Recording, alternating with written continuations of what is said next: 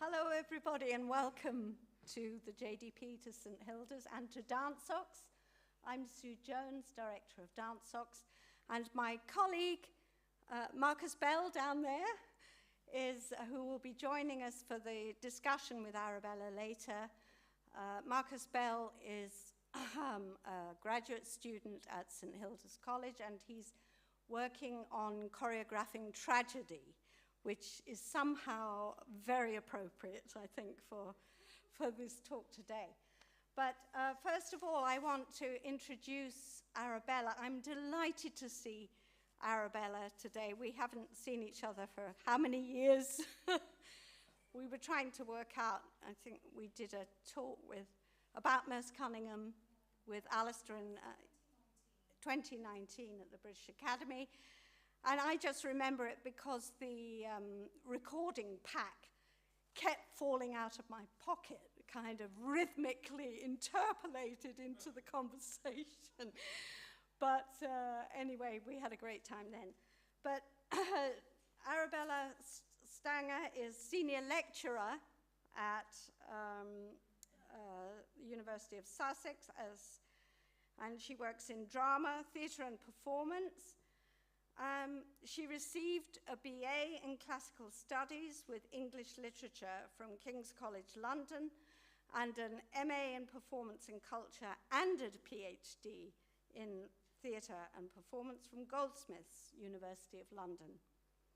She subsequently held a lectureship in dance studies at the University of Roehampton 2013 to 2017, before joining the department at Sussex. But the main thing about Arabella is that before all this, she had trained professionally in ballet and contemporary dance, and she now works between dance, theatre and performance studies with an emphasis on the exploration of performance as socio-political practice. And as I was getting ready to come in tonight, I suddenly looked at myself in the mirror and I thought, oh my God, she's doing Detachment of the Red Guard women. So I apologize, Arabella, this was not intended, but in some ways an appropriate illustration of what you're talking about. So I give you Arabella Stanger on Dancing on Violent Ground, Utopia as Dispossession in Euro-American Theatre Dance. It's her book that's just come out. And I believe we have, we've got some,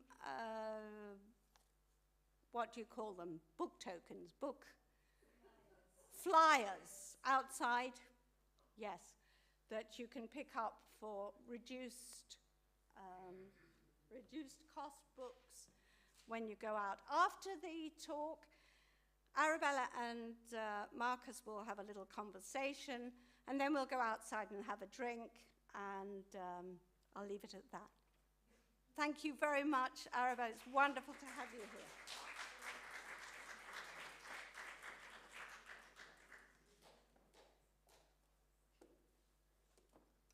Hello, everybody. Hello, thank you for coming. And thank you for the people online for coming out as well. I want to thank Sue and Marcus for inviting me and being so hospitable. And I also want to give a small spoiler that, Sue, I don't know if you know this, that as Sue said, I trained as a ballet dancer and one of my ballet teachers danced with Sue. Have we spoken about this before in Scottish ballet? This will be gossiping later in the reception. I'll tell you more about that. Yeah, so thank you so much for having me. I also want to thank both Sue and Fiona McIntosh for their mentorship. I've sat in this auditorium many a time watching wonderful events that have been organised by both Sue and Fiona, and it's really an honour to be here speaking in the performer's seat, as it were. And I don't think that this book would have been written without Fiona and Sue's mentorship. And I also think it's really important for women academics to acknowledge the often uncredited, invisible support that we give to one another. So I wanted to do that before starting. Yeah. Thanks, everyone. So as Sue said, I'll be talking for about 40 minutes, and then Marcus and I will have a chat, which I'm really looking forward to, and then hopefully we'll have time to open up into some dialogue with you all as well. So yes, I'm here to talk about my book, Dancing on Violent Ground, that was published with Northwestern University Press last year. Writing this book was a way for me of looking again and looking critically at something that I love. More specifically, I wrote the book, I think, because I wanted to understand how the art form that I was raised on, that taught me how to be in the world, and to which I've dedicated most of my professional life, dance, and in particular ballet and contemporary dance, not only engenders life-affirming experiences for many, myself included, but also can secure and conceal forms of structural harm. I'm curious about dance's capacity to do harm in the world because in the simple act of setting bodies in relational motion, dance seems to me to potentialize something intensely hopeful. Vitality, release, bodily agency, and even forms of social harmony, grace, community, or resistance. As a dancer who's felt bodily that hopeful social states potentialized through dance, I wanted to see how the promises danced out in some of my own favorite choreographies by artists including Marius Pettiper, George Balanchine, and Merce Cunningham can come to naturalize or even euphemize material realities of social violence. It's for this reason that I'm particularly taken by the title of the talk series that we're all part of today, Interrogating the Dance Classics, and thanks to Sue for that provocation, because the idea of interrogating the dance classics describes the kind of critical momentum that inspired the research for this book. And so, as a brief prelude to my talk, which is actually going to be about the work of George Balanchine today, I want to reflect on the title of this series more broadly to suggest my own sense of things, which is that to adopt an interrogative mode towards dance, to be deeply skeptical about its exuberant acts, is in fact to engage in a profoundly hopeful gesture. So to begin then with a simple question, why interrogate the dance classics? Two small answers for now. First, when it comes to dance works and dance cultures that are established to have enduring value, and I'll just leave there for now that provisional definition of classic, we should want to search for what these works hide, what their very establishment has obscured, and what may have been negated from or lie hidden beneath their more available histories and movements. This is a materialist spirit of inquiry, one that seeks to excavate and uncover, for which I have in mind a guiding principle offered by critical geographer and prison abolitionist Ruth Wilson Gilmore. And I'm going to be trying to operate these slides whilst speaking, so forgive me if anything goes amiss. So this is from Gilmore, who suggests in a short film she made in 2020 that being a good geographer means going to look and see and then to challenge oneself in one's description of what one has seen. I find Gilmore's guide for geographers to be incredibly instructive for undertaking dance research. And I see this principle being taken up increasingly by dance researchers and practitioners invested in challenging themselves to provide new, unsettling descriptions of the classical dance traditions of which they are part. To acknowledge but two of many examples in recent research, the special journal issue Decolonizing Dance Discourses, edited by Anurima Banerjee and Royona Mitra and published by the Dance Studies Association in 2020, offers several crucial interventions. Among these are the texts I've noted here by Nrita Pillai, The Politics of Naming the South Indian Dancer, and Anusha Kadar, It is time for a caste reckoning in Indian classical dance.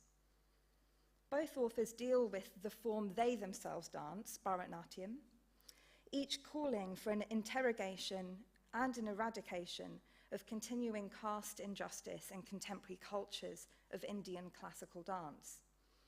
And Kadar here includes classical in scare quotes to denaturalize European colonial regimes of canonization and control.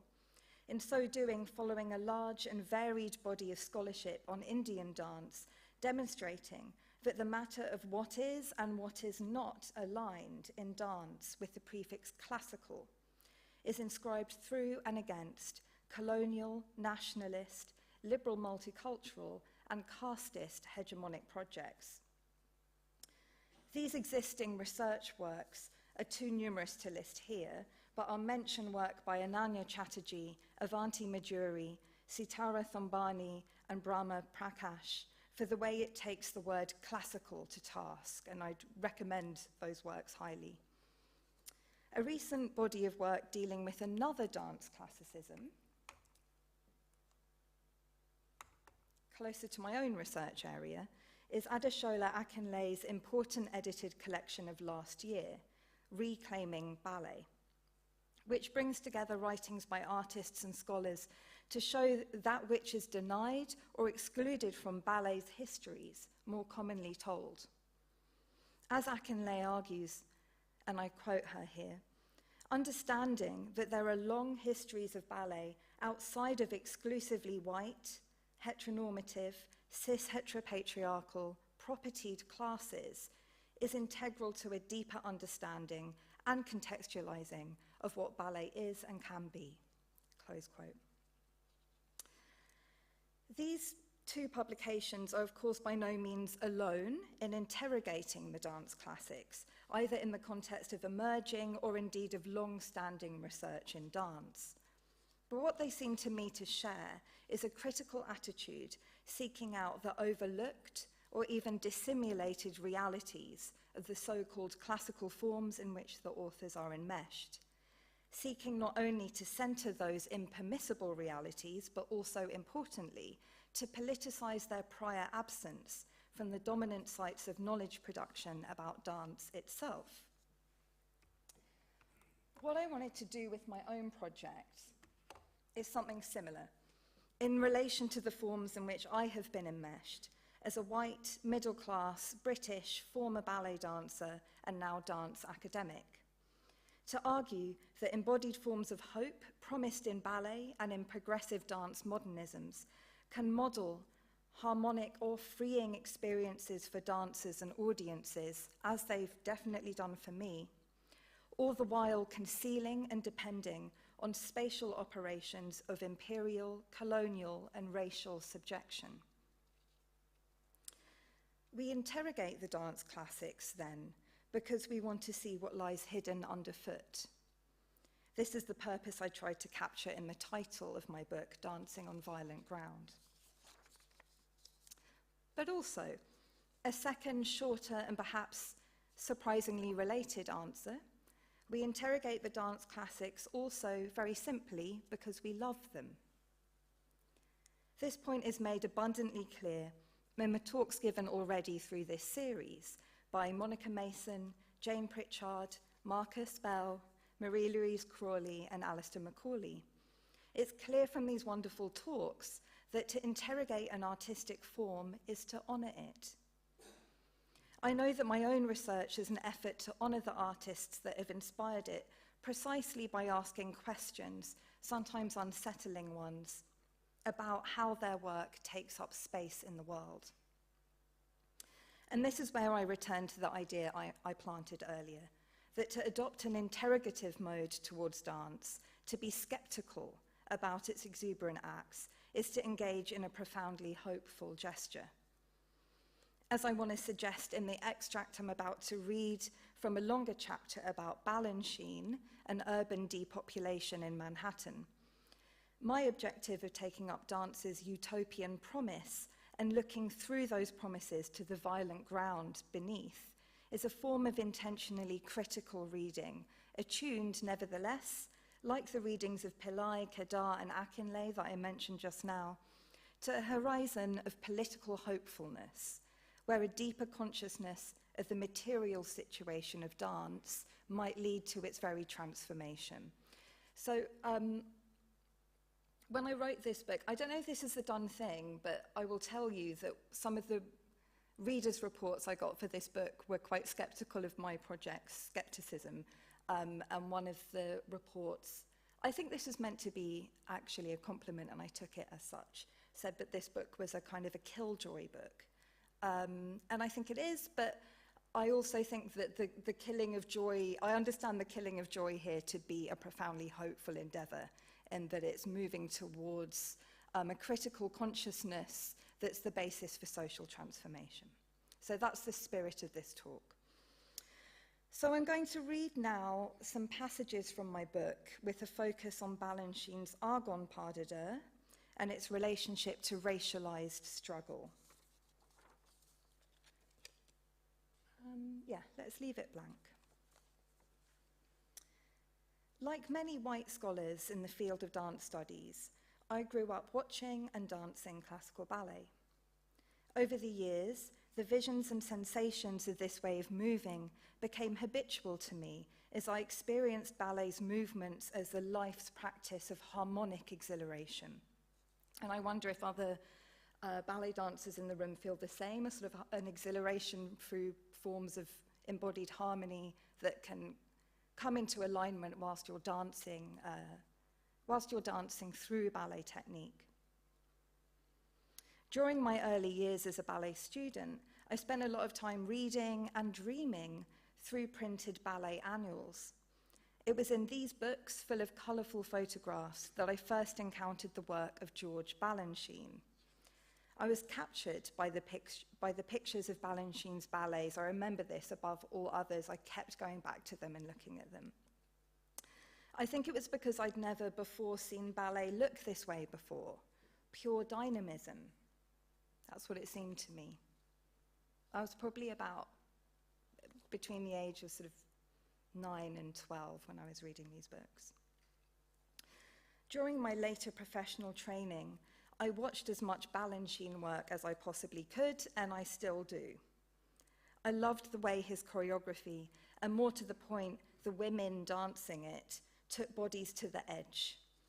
High speed, sky high, toppling over, risky moves, all coordinated within the most methodical of choreographic calculations. It seemed to me that this was ballet and ballet dancers released. The research project I'm sharing with you today represents an attempt to follow Ruth Wilson Gilmore's advice for geographers and to challenge myself in these descriptions of my love for ballet and for Balanchine, the terms of which both feel deeply personal and also remarkably widespread. The sensations and visions I've experienced in Euro-American theatre dance carry hidden forms of violence. And I do not mean here violence in the sense of the physical or psychological traumas arising in the practice of these demanding and disciplinary-based body arts, but violence in the sense of the histories of social domination that materially underwrite them. In this project, I ask, what if dancers and dance scholars were to take up Gilmore's geographic imperative and commit to looking beneath the movement forms we cherish, forms that have promised, even delivered, danced embodiment as an exceptional site of exhilaration, ballet for me, and release, Balanchine's ballet for me? What more specifically if we were to approach the aesthetic and social idealisms embedded in classical forms with an attitude of critical negativity? This would mean conceptualizing dance as an act that can set bodies in hopeful, liberatory, or reparative motion while simultaneously contributing to the social conditions where groups of people, through forces of racialization, territorial expansion, and spatial dispossession, are also held in place, forcibly displaced, or experience the very impossibility of self-determination and material life. So, In what follows, I'm going to try to follow that idea through one of my all-time favourite pieces of dance, the central pas de deux in Balanchine's ballet Argonne, made in 1957. Whoops. Go back there. Yes. That will do. Made in 1957 with the dancers Diana Adams and Arthur Mitchell, who you can see here. 7 years after it was made, Argonne was performed on the first 2 nights of the New York City Ballet's opening week at Lincoln Center on April 20th and 21st, 1964, and that's almost exactly 58 years ago to the day. It was a work, then, heralding Balanchine's company's arrival at its new permanent home at what was then called the New York State Theatre. By thinking about Argonne's relationship to the land on which it was danced in Lincoln Center, that's what I want to do here, that I think is my contribution to an already very rich set of conversations about this particular ballet. I want to think about the ballet in relation to the land on which it was danced at Lincoln Center. By doing that, I rethink the dance's thrilling promise of an edgy, democratic kind of ballet.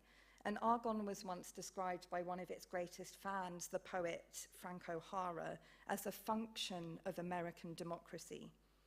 So I want to rethink the ballet's identity as a function of American democracy somehow, in relation to its material context in the early 50s and in the late 50s and early 1960s, where economically and racially devalued New Yorkers had been moved into a culture of unsteady residency so that a permanent house for ballet might take their place. With invigorating ballets like Argonne, I argue, Balanchine's work was perfectly poised to provide an alibi for the civic and corporate practices of urban depopulation authored by the white patrician elite with whom the New York City Ballet shared its patrons in the mid-century. In the longer version of this chapter, I focus on 3 parts of Balanchine's distinctive vision of American ballet in Argonne as a sped-up, upscaled, and on-the-edge version of Russian imperial classicism. So I think about clearance in his work, where his onstage environments model wide open spaces. I think about verticality, which strikes me as a hugely important part of Balanchine's take-up of Russian classicism, where dancers in Balanchine's work move like skyscrapers. And precarity, where the choreography embraces displacement. So today I'm going to focus on just the final of those principles in Balanchine's work, precarity, by thinking about the pas de deux and how it stages acts of balletic wobbling. So the next bit of the talk is going to be about wobbling. That's what I love about Balanchine's work, how wobbly it is. So here, we're just going to watch I'm afraid it is a very short clip, 30 seconds of one of the central pieces of partnering within the pas de deux.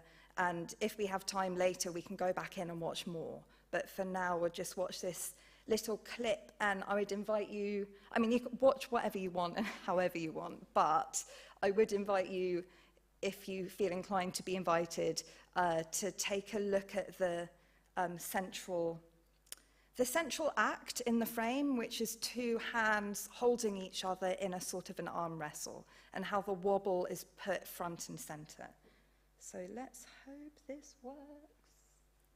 Oh, and thank you also to James and Harris, who've set up the amazing tech for this.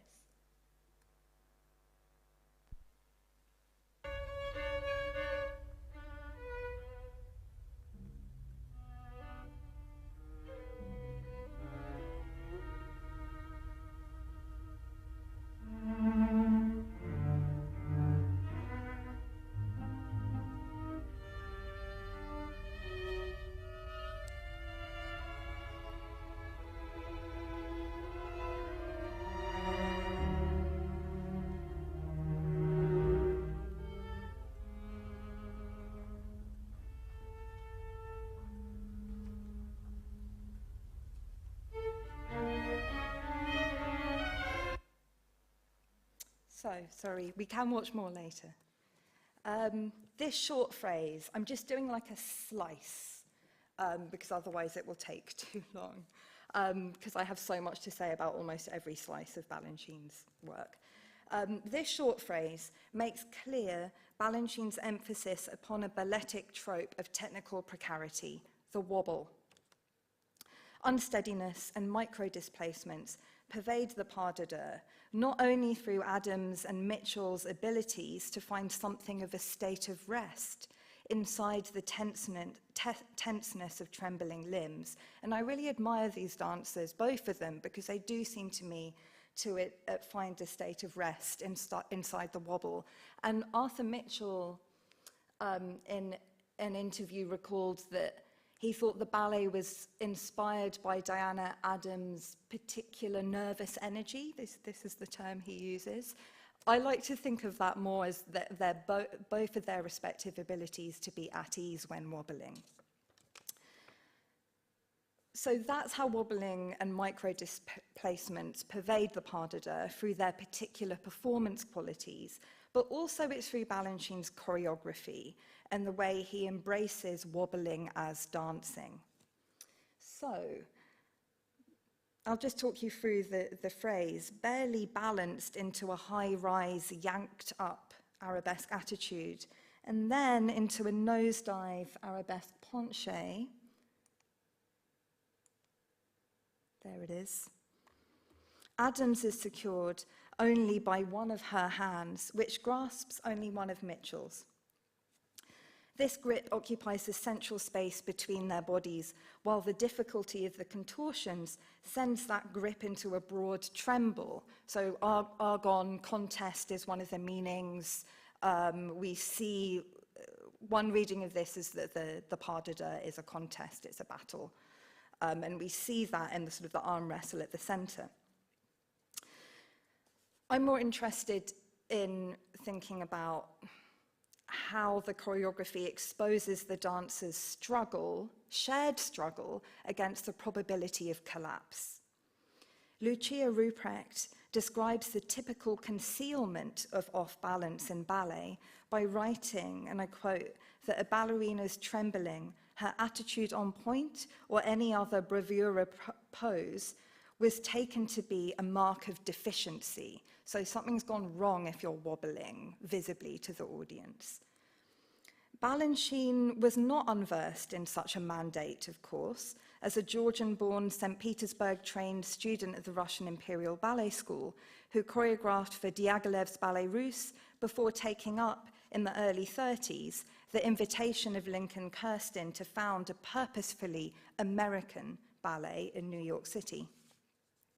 So what's distinctive about Balanchine's unsteady classicism, as displayed here in Argon, is not so much that its wobbling is not disguised, so the dancers do work to make it smoothly through the phrase. I don't think they're trying to wobble, but that the wobble is placed front and center.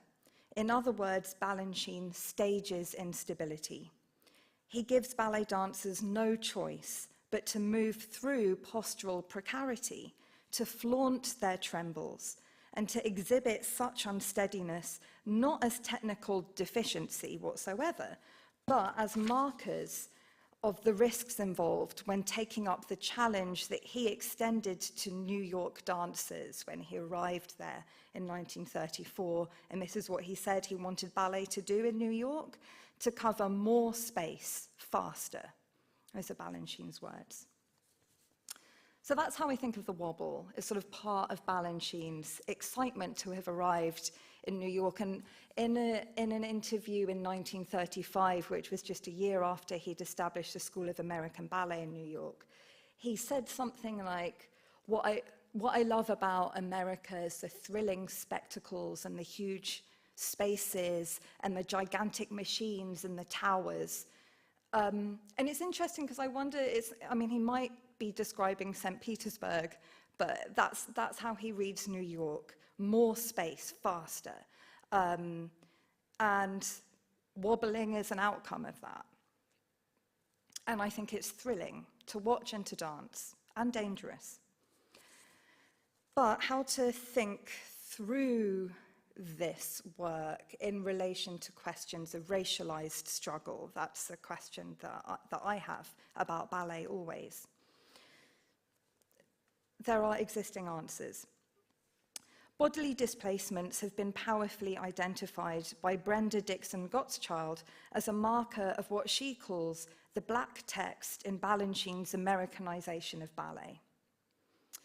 Gottschalk makes her field-shaking assessment of Balanchine's appropriation from black dancing bodies, in part by referring to the artistic labor performed by Mitchell as the second black dancer employed by the New York City Ballet. Her argument is grounded more broadly in her observation that Balanchine both incorporated what she terms Africanist movement principles, including displacement and off-centeredness, and invisibilized these principles' embeddedness in histories of black sociality via the choreographic distortions of a Eurocentric lens. So that's Gottschalk's intervention into ballet history in 1998, which sort of changed everything. Gottschalk's work has blazed a trail for further great scholarship by scholars including Anthea Kraut, Claire Croft, and Tamara Tomic-Vajagic on the politics of whiteness and in relation to Mitchell's own agency as a dancer in this ballet of a self-determining blackness in the pas de deux, all in the context of what Kraut has termed US theatre dances, and I quote her, history of white borrowing from racially subjugated communities. Viewed in this light, Argonne's wobbly work is no real departure from the imperial authority embedded in the historic classicisms he was versed in, but is an enactment of the authority afforded a white male European classical choreographer to encounter the off-balance idioms of black dance vernaculars as a resource for his invention of a New York classicism. So that's some of the prior arguments about how to read this ballet and its kind of decenteredness. What I'm interested in doing is digging a little deeper into the socio-economic beneath of this ballet, thinking beyond its representations and performances of race as identity, appropriative, dissenting, or ambivalent as they may be, to its reliance on another kind of racialized experience of spatial displacement. The removal of communities from the land on which they lived so that the New York City Ballet could take up residence at the New York State Theatre. Focusing on the ballet and that theatre's structural dependence on the material dispossession of racially devalued subjects, I read the wobbles of the pas de deux in relation to the rubble left upon Lincoln Square in the wake of a mass depopulation program spearheaded there by Robert Moses in the late 1950s. By moving our attention across two kinds of choreography of displacement, the wobbling New York classicism we see on stage and the histories of urban clearance underwriting it at Lincoln Center, we might unearth some aesthetic and economic co-implications of bodies that reside on unstable ground. For the rest of my talk, I'll focus on the histories disposed of in Lincoln Center's early practices of self-representation, before returning briefly to think about the Argonne pas de deux as a New York classicism concealing acts of material vulnerability inside a staging of balletic unsteadiness. So the next bit is more about architecture, and then I'll return to ballet. Okay. Less than 1 week before Argonne's premiere at the City Centre of Music and Drama in Manhattan's Midtown on the 1st of December 1957, Robert Moses' Committee on Slum Clearance, and the committee was actually called that, was authorized to embark on a program of what it termed urban renewal, a handful of blocks northwest in Lincoln Square. And you can see the territory marked out for renewal rather obviously slashed into the photograph with red ink in this report from the committee itself.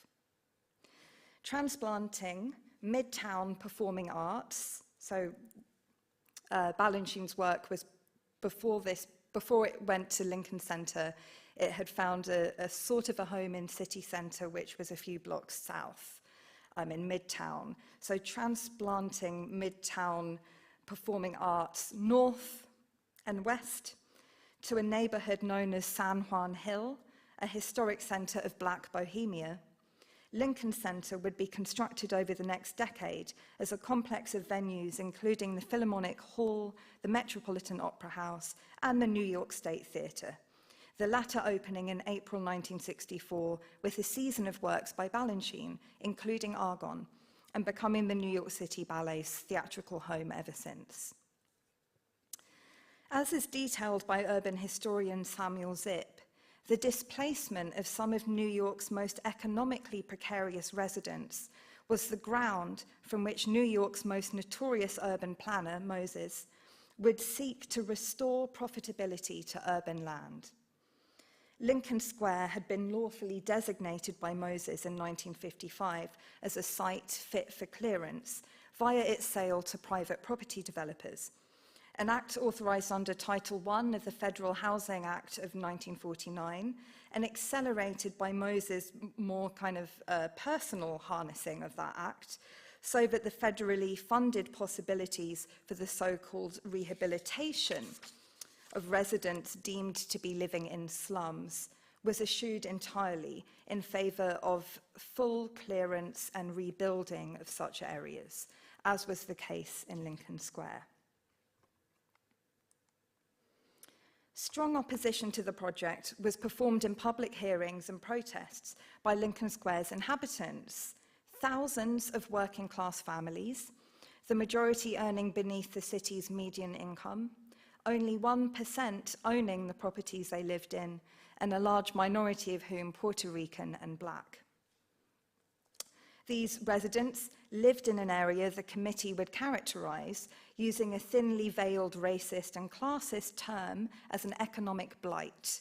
And this is how Moses authorized certain plots of land to be legitimately named as slums through this kind of language. This is an economic blight already. Well, it was actually a neighborhood. Apart from the loss of hundreds of small businesses, these residents would be removed from their homes so that construction on the cultural centre might begin. Calls that the project ignored human values and failed to provide low-income housing, especially for minority groups, and that was a phrase and a call that was spoken at the time, were overwhelmed by the voices of Lincoln Centre's representatives, among them the project's president, John D. Rockefeller III, who at City Hall in September 1957 insisted the site held the potential for a truly great civic development. Within 2 years of the board's ruling of 1957, all residents had been relocated to overcrowded, segregated housing projects across Manhattan. Their homes demolished, as we can see here, and maps of the area literally redrawn to erase those existing neighborhoods. And so, the first steps of Lincoln Center consisted in acts of social displacement, racialized population management, and cartographical erasure. These erasive acts were deepened in public narratives of benevolence, produced in the visual discourses and financial wrangling of the project's leaders.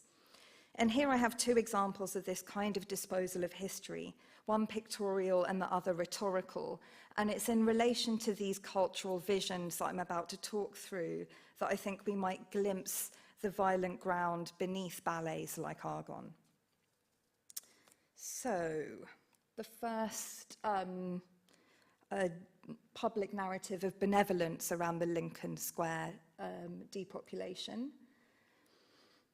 Printed in the annual report for the first season of Lincoln Center is a photograph taken August 1962. An aerial shot shows the site nestled between Columbus and Amsterdam avenues in a state of incompletion. Oh, I'm going to use, so there's, Marcus will like this, there's a laser on this, I'm going to use it. that would become the New York State Theatre. So I'm kind of interested in thinking about Argonne there, like really there. But more about this photo to begin with. I think it's really interesting and I think it tells us a lot. The Philharmonic Hall stands erected at the north side of the square, opposite what would become the New York State Theatre, looking a little like the Parthenon, and awaiting Lincoln Centre's formal opening a month later as a cooperation of venues, most of which were yet to be built. Apart from the broad open plaza at the centre, the rest of the site is taken up with structural foundations, building materials, debris, rubble, temporary containers, items presenting not a reminder of buildings departed, as with that previous demolition photo, but a promise of those to come. The photograph, in other words, included in this sort of inaugural brochure for Lincoln Center, offers the grand narrative of an architectural birth.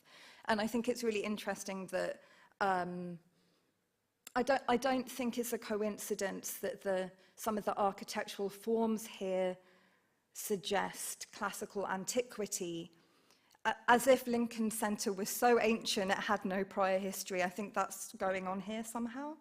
I don't write about that, but maybe I should have. This is a space of possibility, one whose history begins with these incipient constructions and whose future will yield, as Wesley Jantz has it, another reference to antiquity, America's cultural acropolis. In presenting the construction site as the history of that location, the photograph, of course, also absents the destruction, prefiguring the construction, and so too the histories of depopulation in that site. And it's essential to note also that this kind of human clearance underwrote the very possibility of my doing the research. As some of you know, one part of the Lincoln Square development, this one, can you see it? It's, I think, over there-ish, would eventually become the New York Public Library for the Performing Arts, which is where I found the photograph that I'm displaying here. So I feel I'm sort of trapped in this problem myself as a researcher also. We might make sense of all of this by turning to Ngugi wa Thiong'o's discussion of theatre venues in post-colonial Kenya. Space, as it's depicted in the context of official culture building, can become conceived of as something Ngugi calls empty of history, or emptied of history, a place of futures only, including research futures, my own, from which the lives of its previous occupants have vanished. This vanishing rhetoric, I've got one more example, and then back to Balanchine, and then I'll be finished, just to give you the roadmap. This vanishing rhetoric of democratic future building was articulated too in the public statements of Lincoln Center's benefactors, some of whom also tendered corporate patronage to Balanchine's company. In a speech delivered before the New York Board of Trade in October '57, Lincoln Center President John D. Rockefeller III outlined his vision for a co-generative relationship between the arts and American business. And this speech, I'm going to give you a little bit of it.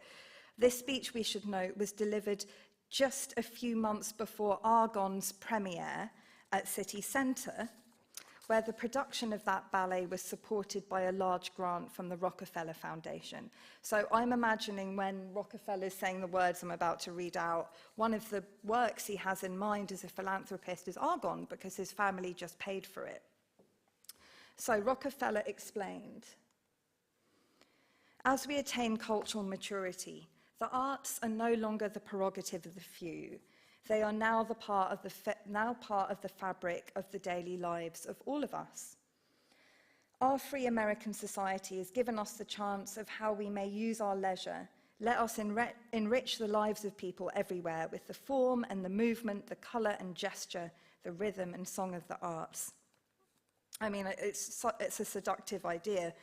A part of his discourse as well on corporate citizenship, and one for which he cited the Lincoln Square development at some point during this speech, he spoke about Lincoln Center as an exemplar.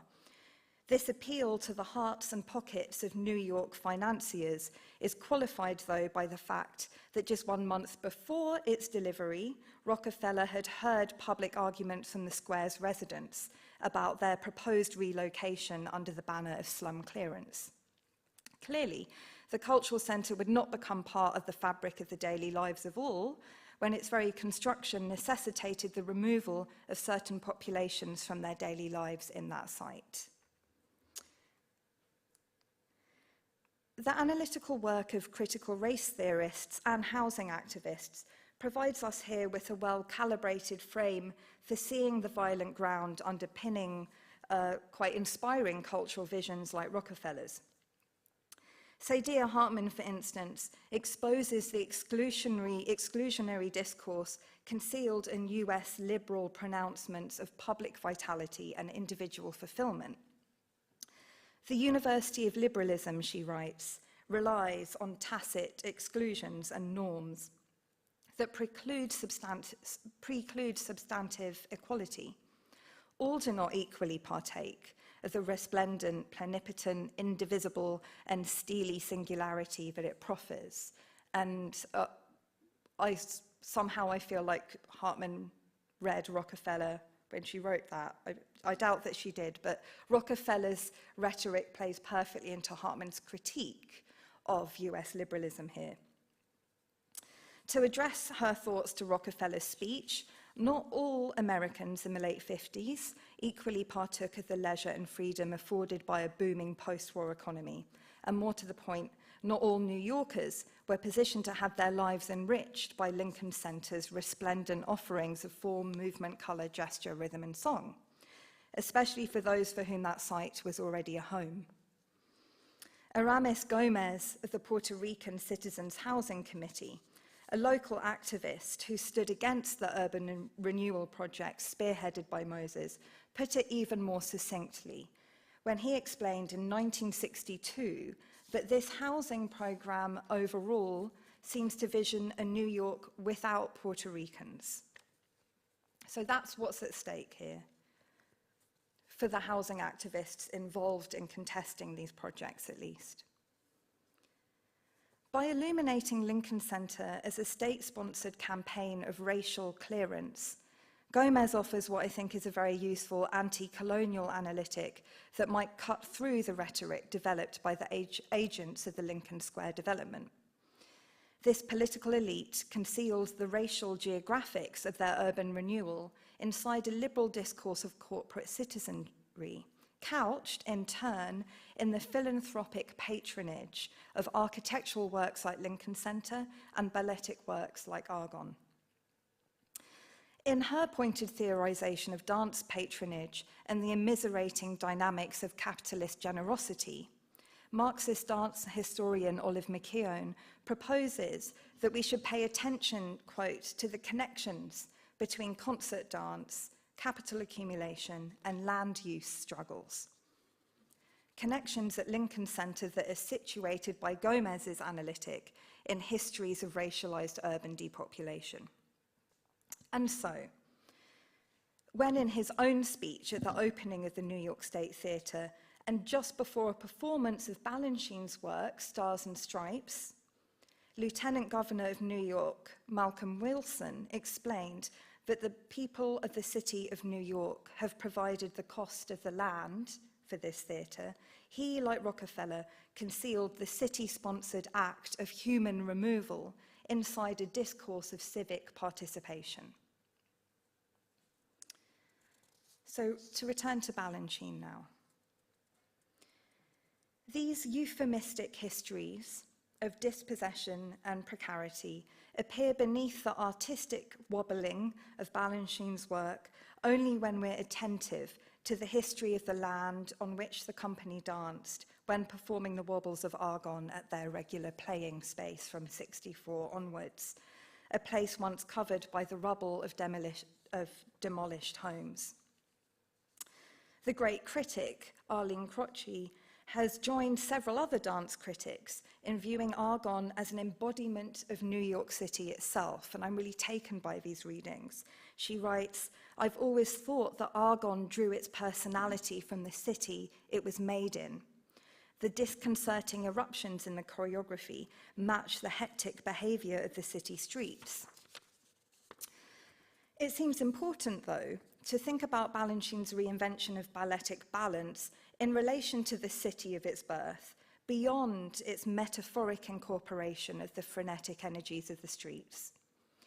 Balanchine's sanction of bodily instability as a means of renewing a Petersburg classicism for New York dancers and audiences doesn't just incorporate the spatio-temporal and energetic rhythms of the city streets.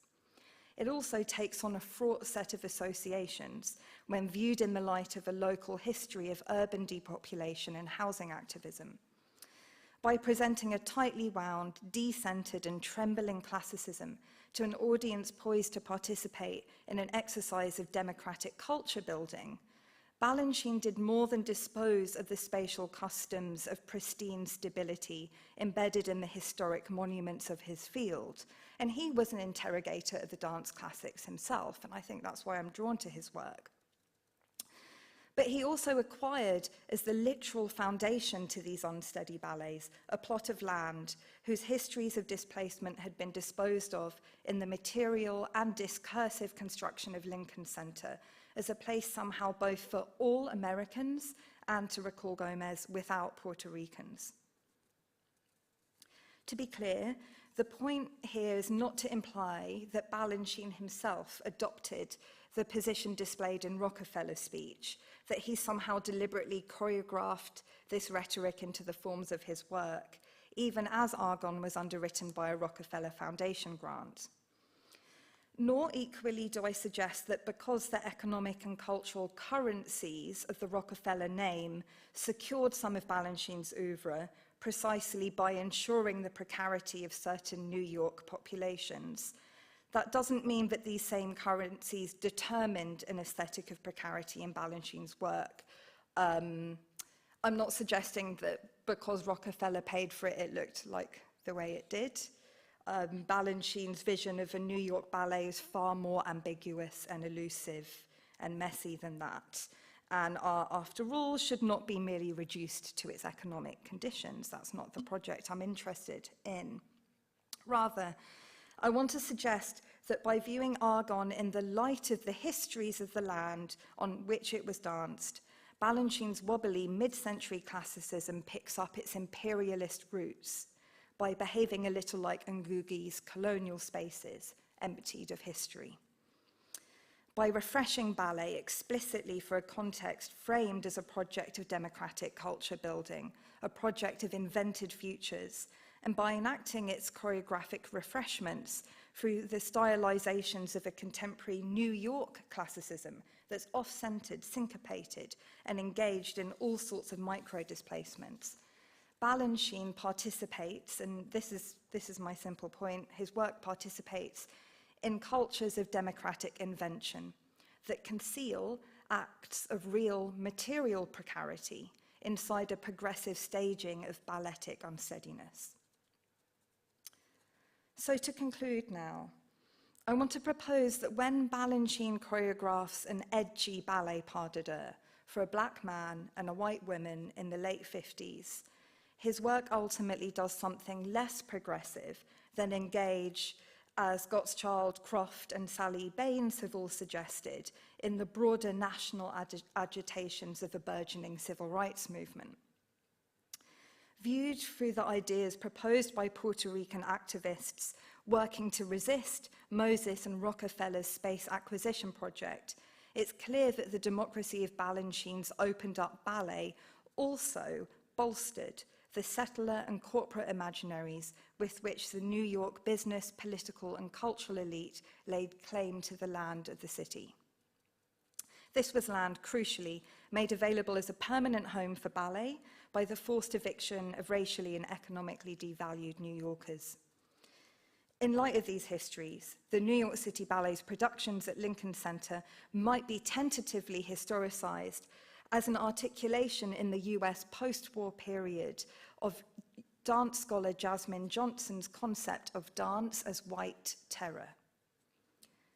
This is not simply because of these works' elision or appropriation of Black identities and socialities, as some of the prevailing arguments go, but more fundamentally terror, because these dances reside on and conceal a local ground shaped through racist population management. And now, I've finished, but one brief but I think really important closing thought, which is to return to my love for Balanchine's work after the sort of the killjoy moment.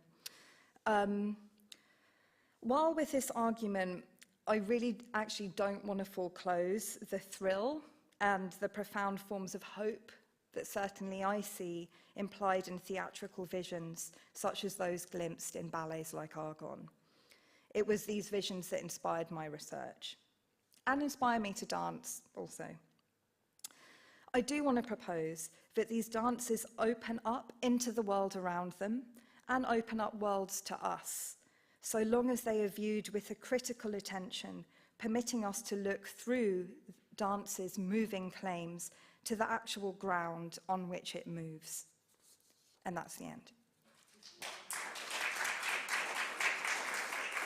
Thank you. Thanks. And Marcus and I were going to sit. I'll just bring it back to there. And we wanted to ask, we can keep our masks on if anybody would prefer us to keep our masks on. It's okay? Okay. All right. If anybody held their peace and then wants to say, put your masks on when we sit down, please do that. Really? That's not the intention.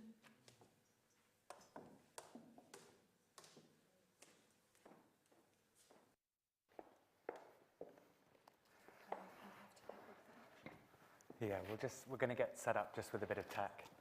Again, huge thank you to James and Harris who are doing all the kind of technical magic behind the scenes. We have little mic lapels to speak into now. But while we get settled, I thought I'd just kind of reiterate kind of the plan or the score for this part of the talk, which is that we're going to start off with a conversation about the paper. And thank you, Arabella, so much for sharing your research with us here today in this particular section from the chapter on Balanchine. You're welcome. But thank you so much also for your research in general, the incredible book. So yeah, maybe a round of applause just to say thank you to Arabella again. Oh, thank you. Thanks, Marcus. And so we'll get going with the conversation, but feel free to kind of prep or start thinking about any questions you'd like to ask. And after a discussion between the two of us, we'll open out into a kind of broader conversation with the people here in space with us physically, but also virtually too. So that's why I have my kind of laptop as my kind of extension of my body here in this Q&A. So I will be feeding in kind of any virtual questions. So people in the YouTube chat, hello, thank you for joining us again. Feel free to put anything in there. Looking up there? Is that I think that's the camera. I could just be looking into space, just like summoning YouTube, looking up. so cyborg? Very cyborg. I wanted to start maybe just where you kind of ended thinking about how these works also move you to dance. And I wanted to ask about, because it's a thread that also runs through the book itself of kind of reflecting on your own practice through ballet, through Cunningham, how your practice has maybe changed or how your practice has informed the research you were doing. I thought about the archive as well when you were pointing to and I did love the pointer too. Yeah. So yeah, maybe if we could start there, that'd be great. Thank you. That's such a nice question. Yeah, okay, maybe the first thing to say, which is really simple, is there's no way I would have written this book without having been a ballet dancer. Or at least it would be really different.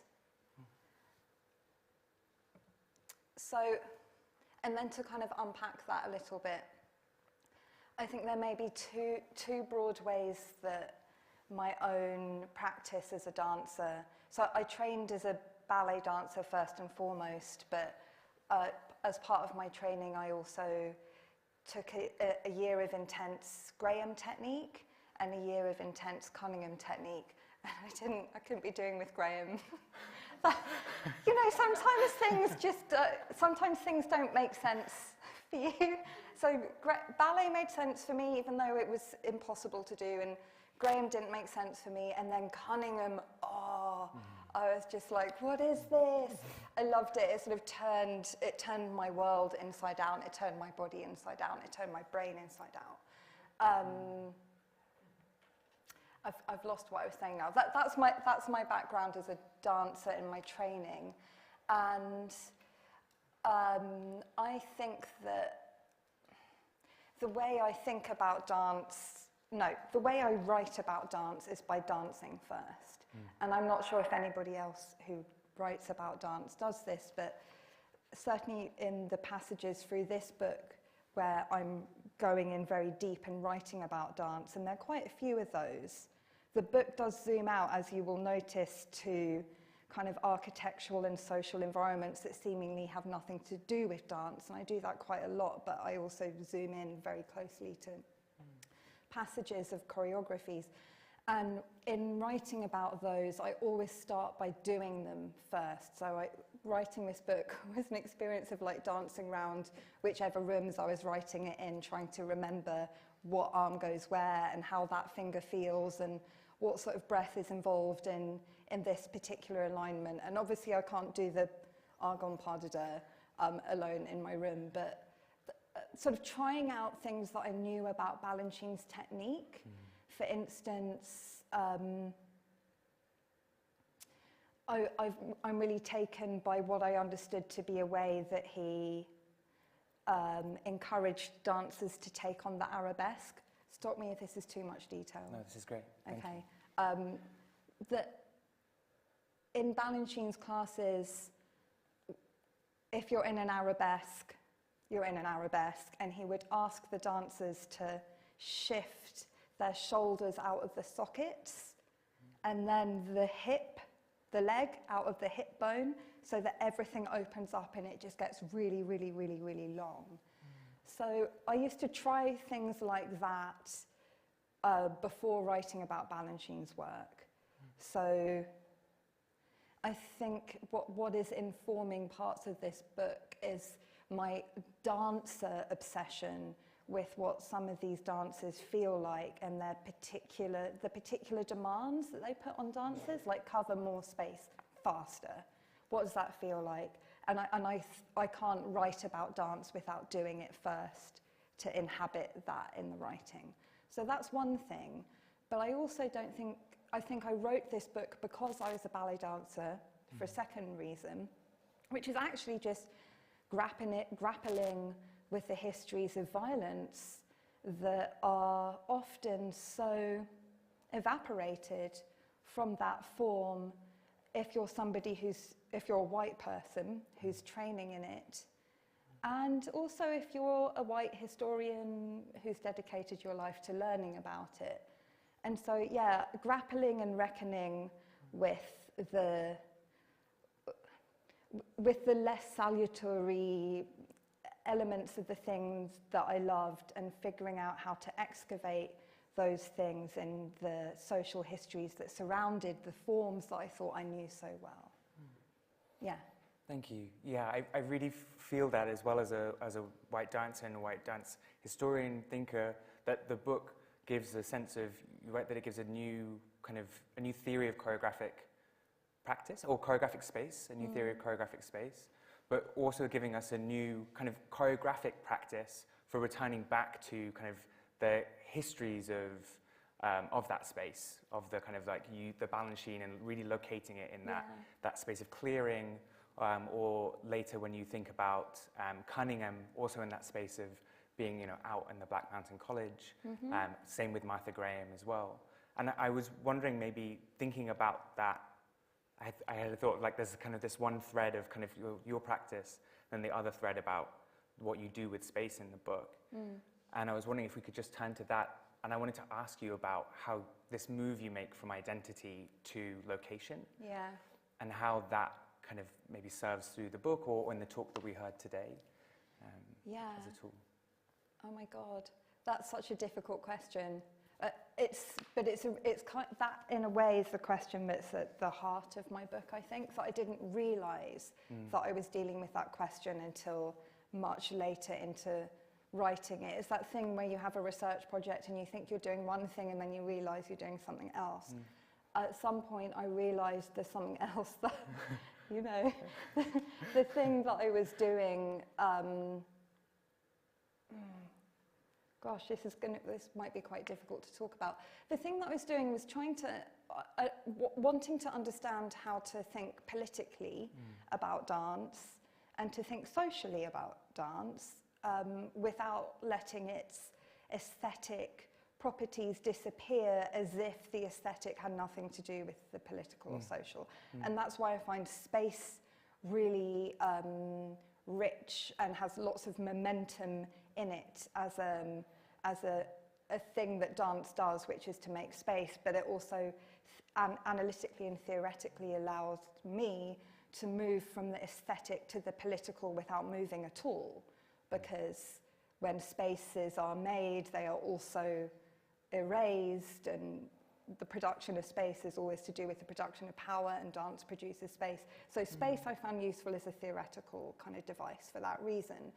But if the project was in part to ask myself how to think politically about dance as like a methodology question, I realised that I felt that there had been a lot of very good dance theory and dance history and dance scholarship and dance practice that answers that question through the prism of identity. But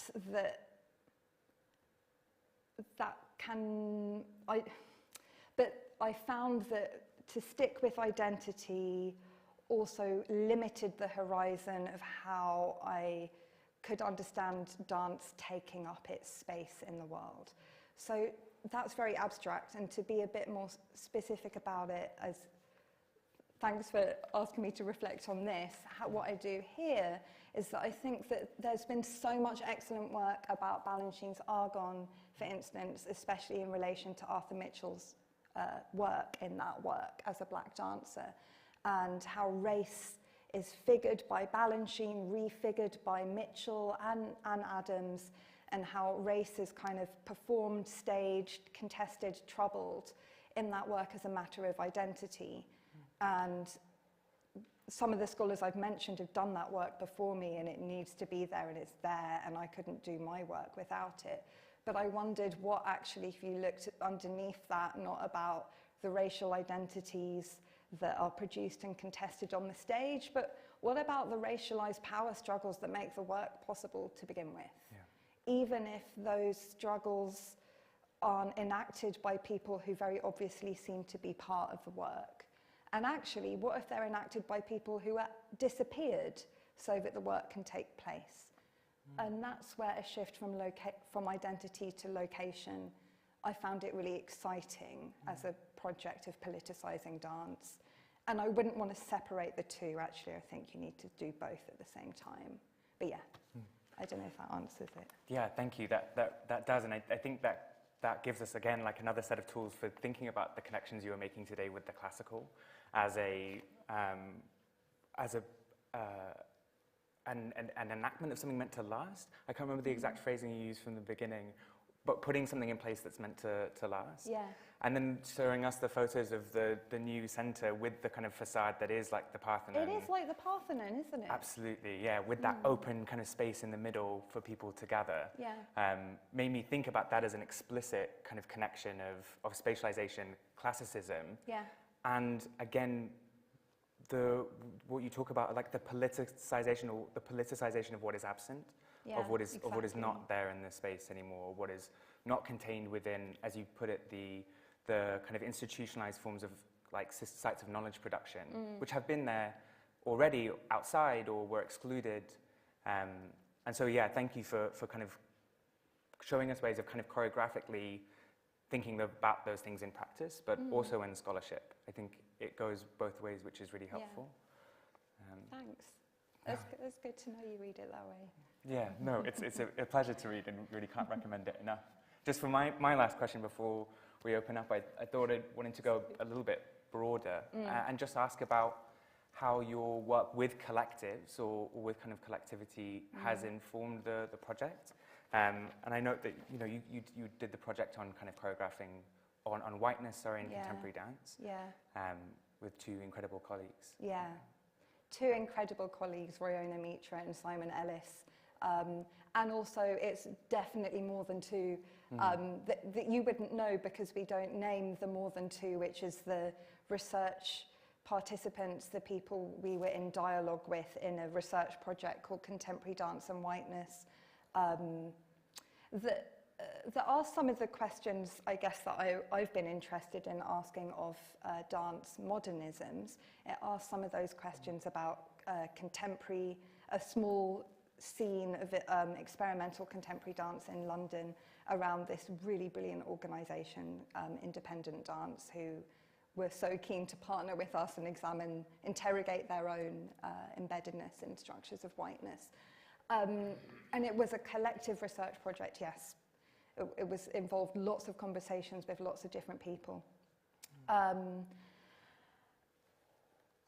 mean, honestly, at this point, I don't know where my work starts and that collective work ends, and I think that's one of the exciting things and one of the generative things about collective and collaborative research. But it's also a tricky thing because it can raise problems of who gets credited for what. And like, I can't even name all the people who were involved in that project, dancers who had conversations with the three named researchers telling us what they knew about how racism worked in contemporary dance. I can't name those people because it was really important that they participated anonymously, so that they could speak openly, and also so that the quite precarious positions they occupied as freelance dance artists weren't in any way kind of pressured or jeopardized by speaking critically about the environments they worked in. What that means then is that Royona, Simon and I are the named researchers. So thank you for giving me the opportunity to reflect on that. But I think that's both the good and bad thing about collective research. But the book that I've written is definitely, even though it has my name on the front, as with every other book, it's the product of collective thinking. Yeah. Absolutely. Yeah. Thank you so much. And again, thank you so much for being here with us. And I think maybe I'll give other people in the room, on that note of kind of collectivity, yes, a chance good to segue. speak. Thanks. Very improvised. A chance to speak and join the conversation. So we have a roving mic here, which I can pass around if people want to raise a hand to ask a question. Sue's been dying to ask a question. I've been longing to ask you this about ballet, as far as my experience goes, belongs to both the killjoy and the joy. Yeah. Always. Yeah. Always. And every single movement that you do, you know, the actual technique encompasses, has within it its function of subversiveness. And I wondered if you could connect this project about spaces, you know, back to the 17th century, and thinking about, you know, like Mark Franco does in his book on Dancer's text, talking about the way the burlesque really comes out of Louis XIII's centering of the king, you know, and the king's body. But there's a chapter in that book about geometric spaces, which I think you would like because of the work you do on Schlemmer. Yeah. But he talks about the way in which the positions in the geometric spaces are recorded, but of course the movements between are always up for grabs. Yeah. So there's, I mean, we're dealing with issues of notation and all of that stuff as well. So, but I'm just wondering whether this whole thing about the political spaces, it's always been there, always, in all forms of dance. I mean, if you go and look at Pueblo dancing, I've seen, you know, and we look at the geometric spaces that are going on there. The other thing that came to my mind as you were talking was Aurora's, not her variation, the Rosa d'Argio, which I think is the precedent for precarity. Oh, yeah. And not only the precedent for precarity, because she's got, you know, she has to establish her authority for the first time as a mature woman at the age of 16, you know, as she does the attitudes. And she's being partnered by the whole of the Russian Empire. Oh, my God. Sue, you want me to write another book? How much time do we have, by the way? We have... what time is it now? It's 13 minutes to 7. 10 to 7, we've got 10 minutes. Okay, so maybe I'll try and give like a speed answer to both of those. Thank you, I love those questions so much. Okay, all right. So yeah, dance is always the joy and the killjoy. It's always engaged in a project of like manifesting dominant orders and contesting those orders at the very same time. Yes, I'll be honest with you. I think one of the reasons I wrote, and I'm going to be, this is really honest, one of the reasons I wrote this book, and I'm not going to write a book like this again probably, is that I felt that dance, writing about dance tends too often to emphasize its resistant, like that, unruly, interruptive, contesting, liberatory, escaping, because it moves, it escapes, it lives in the in-betweens.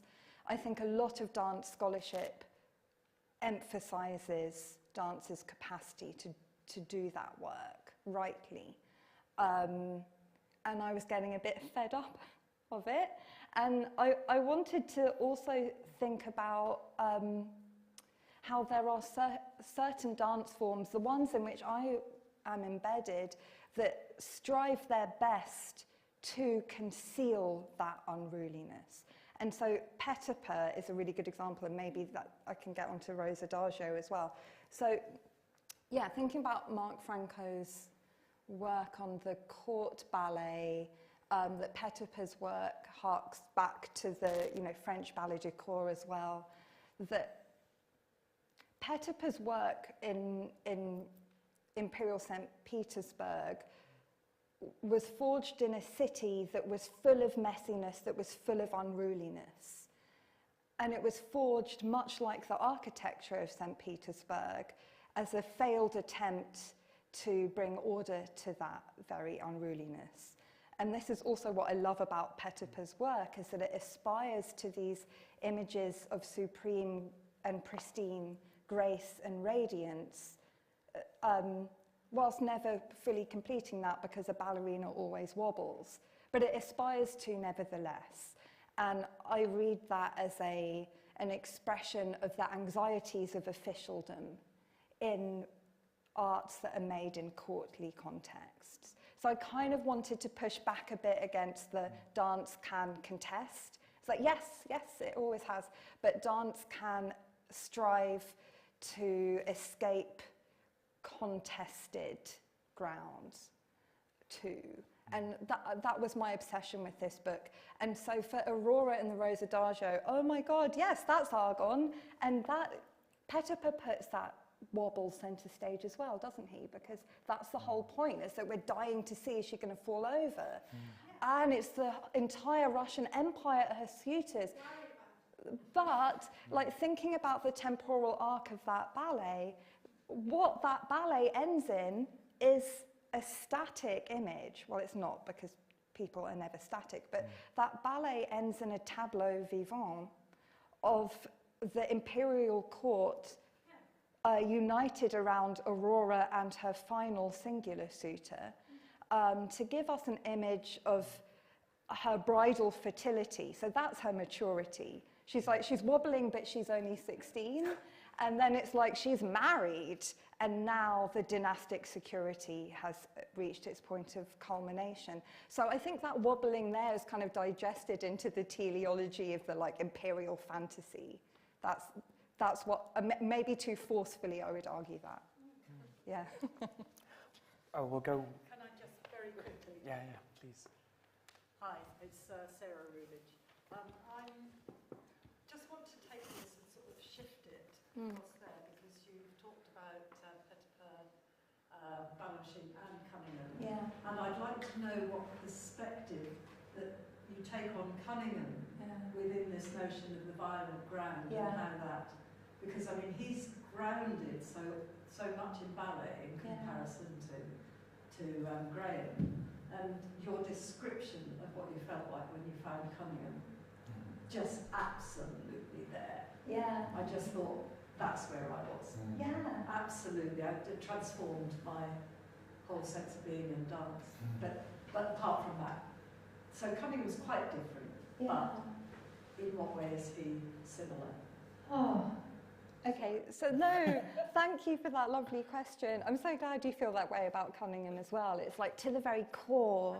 It's like, you changed me forever. Yeah. That's the fourth chapter of my book is about exactly that.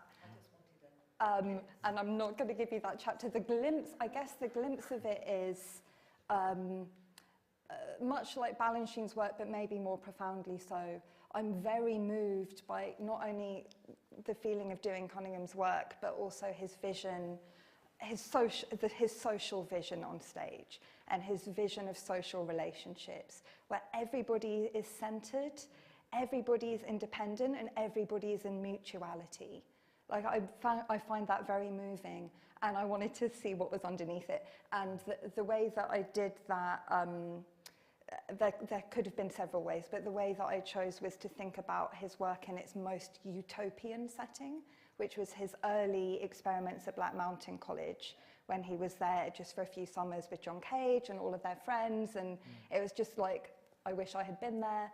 And I wanted to think, what I ended up doing was thinking about that work also in the context of racialized population management in the American South, and who was and who wasn't on campus, and how Cunningham's work, I did this reading where Cunningham's dances there kind of somehow mimicked or did the same thing as the college lunchtime dining setups, where it was just like tables everywhere, nobody's at the center, everybody's doing self-service, and just kind of like, it's his social vision of democracy, basically, in the dining room, and that's also where he staged his work.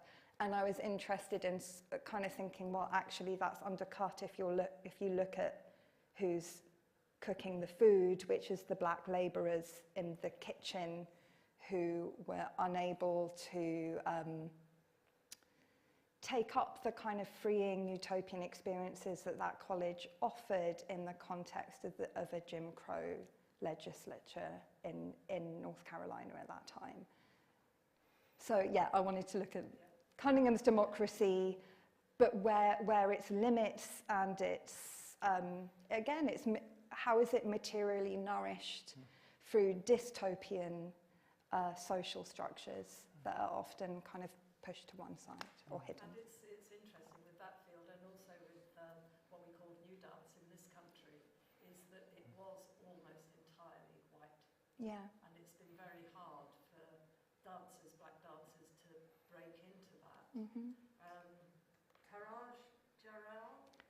Trajal Harrell, yeah. Absolutely amazing. His work is an excavation of US democratic, the postmodern dance. And I would also just emphasize again for everybody to look up Adeshola Akinle's edited collection that I mentioned before, Reclaiming Ballet, and the authors gathered there tell that story, but they also tell different stories that actually black dancers have always been there, making stuff. Yeah, or like just breaking and breaking things, or not breaking things, and those stories are there for the taking, and it's really important for black dancers to tell those stories, and Akinle's collection, I think, provides a platform for that. It's coming through. Slowly it's coming through. Can we go for one to the chat and then back into space, if that's all right? So we've got a question from Ava Imami, who says, thank you so much for your piece of research. They find it very interesting in the ways you thought about colonizing racialized space. And they wonder if you would find it useful to relate this with empathy and kinesthesia of dancers, and also the audience when seeing the movements being performed. They're thinking with Susan Foster's choreographing empathy, kinesthesia, and performance. Oh my goodness. Ooh, thank you. That's another big question. Okay, a little snippet answer, which is to kind of, again, maybe I'm like outsourcing this answer a little bit, but I was once in a talk like this, and I was in the audience, and Anthea Kraut, whose work has really inspired mine, who had just written a book about copyright and kind of racialized appropriation in US concert dance. She gave a talk about her book, and then another scholar whose work has inspired mine, Claire Croft, these are both scholars, dance historians based in the States. This is kind of like a circuitous story, I promise I'll get there. Claire Croft had just read Susan Foster's book, Choreographing Empathy, I think it's called, and asked Anthea, you're talking about white choreographers appropriating vernacular dance forms from black and brown US dancers. Okay, but what would an appropriative spectatorship look like? And she was thinking about Foster's idea that we enter into a kinesthetic, empathic relationship with dance when we watch it. And what implications does that have for white audience members watching black dancers? Is that an appropriative spectatorship? And I can't remember what Anthea said. But I remember that question being posed and being really captured by it, and I wouldn't know how to answer it either, but I hope just kind of reiterating that question is useful enough. Thank you. And thank you for the question as well.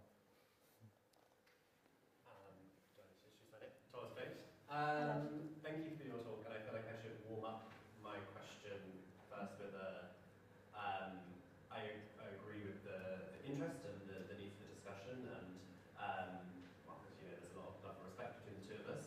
I'm just questioning the discussion around the spectatorship, who's saying what, who's in the kitchen cooking, and I guess potentially a heavy question of, as a white scholar, how did you reach the conclusion that this is your thing to discuss? I realise that sounds like an attack, but just a question around, I can only speak from my lived experience of being queer and listening to straight scholars talk about my lived experience.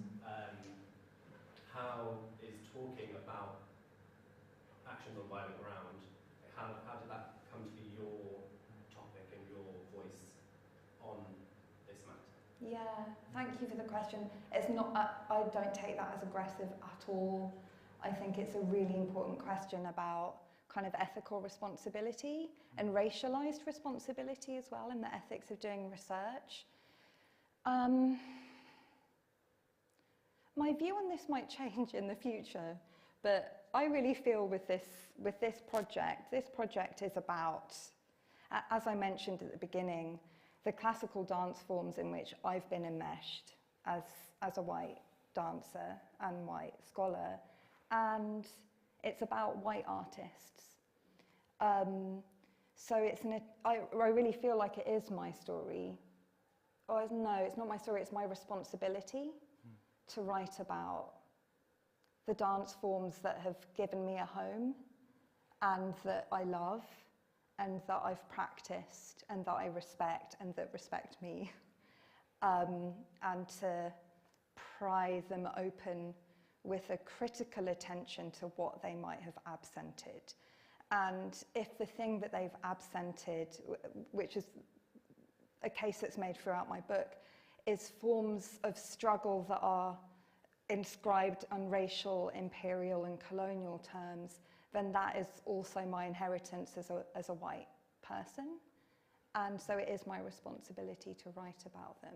So I think of it less as, is it my right to do this, but more I feel I have a responsibility to do it because of my racialized position in relation to these white choreographers whose work I love. Yeah. Does that make sense to you? I'd love to know a bit. I mean, maybe we can talk about it afterwards over Prosecco. Perfect, thank you. And I think on that note, we've reached 7 p.m. So just wanted to take another opportunity to say thank you so much for being with us this evening, for sharing your research and for engaging with all of us in a discussion. Thank you again to Sue, to DANSOX, and to James and Harris for hosting us. But thank you so much, Arabella. Thank you, Marcus. Thanks, everybody.